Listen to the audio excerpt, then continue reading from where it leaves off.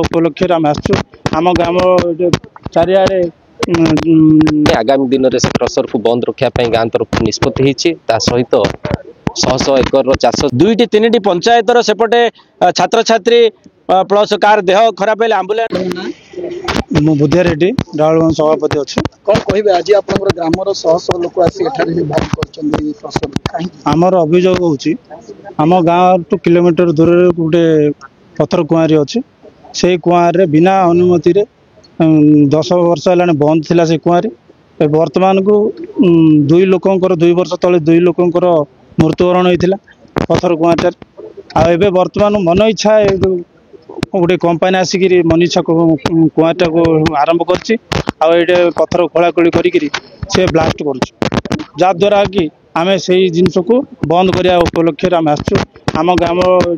चारिआडे काजू फिल्ड तापर जमी कुकुड़ा फार्म सब जिनस थिबा जो आमर असुविधा होची से लोक मान लक्ष लक्ष टाँग खर्च करके काजू फिल्ड गढ़ी हाँ आमर ये गोटे क्रसर टी आरंभ कर देते जहाँकि बिना परमिशन कौन दाबी रही आम चाहूँ ये जिनस को तुरंत प्रशासन आमको किसी साहाय्य करूँ जहाद्वारा कि जिनस आम बंद हो आम चाषी भाई मान को सहयोग कर ग्राम पंचायत समिति सभ्यों प्रतिनिधि आज समस्ते ये आसबार उद्देश्य है कि दीर्घ 10 वर्ष पूर्वर जो कुआरी बंद पड़ा एवं किसी लोक नहीं पुनर्कार्यक्रम करने चलते किंतु ग्रामवासी चाहते जेहेतु से क्रसरटी आमर रास्ता कड़े रही से कुआटी रास्ता कड़े रही तल दिने से कुआरी इलिगाल ब्लास्टिंग होगी जीवन से आगामी दिन में क्रसर को बंद रखापी गाँ तरफ निष्पत्ति सहित शह शह एकर चाष जमी शह शह एकर काजू जंगल ता परिपार्श्व रही जहाँफल चाषी मैंने हैरान होती से क्षति होची सबुठारु दुर्भाग्यर विषय दुखर विषय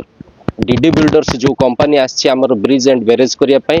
यही क्रसर रु ता पाखक मेटेरियल सप्लाई करा जिवो दुखर विषय कौन प्रकार गाँ लोक मान सहित आलोचना न करी ए प्रकार परिस्थिति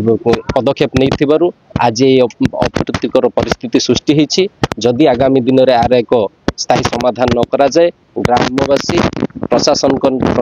निकटतर होगा सहित प्रशासन को अभियोग करने सहित आगामी दिन में आमर आंदोलन करने निष्पत्ति राउलीबंध ग्राम बासिंदा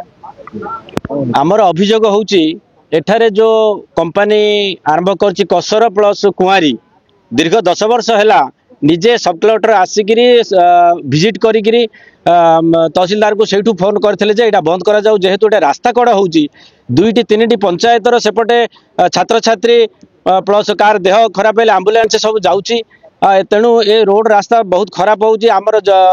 काजू जंगल आउ चाषी मानकर जमी सब पत्थर पूर्ण हो जाऊँगी तेणु आम बहुत लगी पड़ी 10 वर्ष तले बंद करूँ किंतु प्रशासन आमर किसी एठारे ग्रामवासी के जार अनुमति किसी नहीं ना कि मीटिंग करना किसी पब्लिक हियरिंग है तेणु आम ग्रामवासी दाबी करुचु जे टोटाली उपरे कौन सी आम कंप्रोमाइज करने को दरकार नहीं आमर ये बंद करा जाऊ जी आगुरी बंद थी आम चाषी उपकृत होती ये चाषी मानकर गाँ आम चाष उपर निर्भर कर ग्रामवासी चलुचु तेणु चाष क्षेत्र को जदि से किसी ये करेंगे ताहले ग्रामवासी आगामी दिन में आम कलेक्टर घेराव करूँ रोड रास्ता को उठबू ये कही मो वक्तव्य